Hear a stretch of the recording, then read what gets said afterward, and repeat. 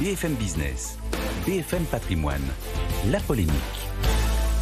Stéphane Pedrazzi, bonjour. Bonjour. La croissance française légèrement supérieure aux attentes pour le T1, plus 0,2%.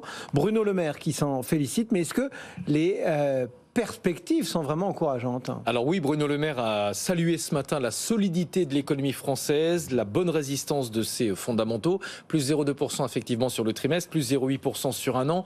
Pour autant, effectivement, les perspectives ne sont pas très encourageantes, un peu à l'image de ce qui est en train de se passer aux États-Unis. La croissance a nettement ralenti sur le premier trimestre, plus 1,1%, c'est pratiquement la moitié de ce qui était attendu.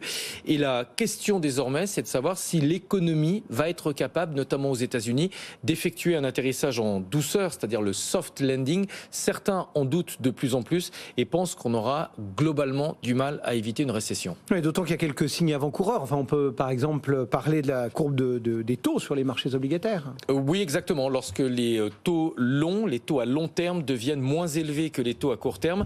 Ça s'est notamment produit aux États-Unis fin 2022 avec un écart entre le taux à 2 ans et le taux à 10 ans qui n'avait pas été aussi important depuis 1981. Et généralement, c'est un phénomène qui annonce une récession. Alors c'est loin d'être une science exacte, mais ça a souvent été vérifié. Alors la faute à qui? Il n'y a pas un seul responsable, mais on retiendra surtout que l'histoire est en train de donner raison à ceux qui mettaient en garde contre une remontée trop rapide des taux des banques centrales. Face à l'inflation, on rappelle l'histoire, les banques centrales ont réagi trop tard, elles ont réalisé trop tard ce qui était en train d'arriver, elles ont minimisé le problème et ensuite elles ont essayé de réagir très très vite, très très fort pour tenter de rattraper leur retard, mais en annonçant des hausses brutales.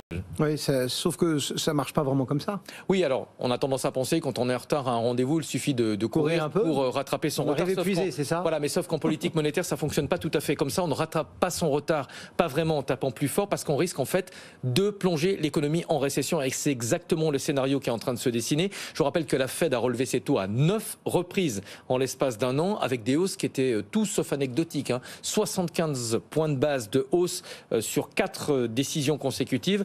Et on n'a pas encore mesuré tout l'impact, parce qu'évidemment, il faut entre 6 et 9 mois pour que les hausses produisent pleinement leur effet sur l'économie. Et donc la conclusion, c'est que malheureusement, le pire est sans doute à venir en matière de croissance. Merci beaucoup Stéphane Pedrazzi, la polémique du jour.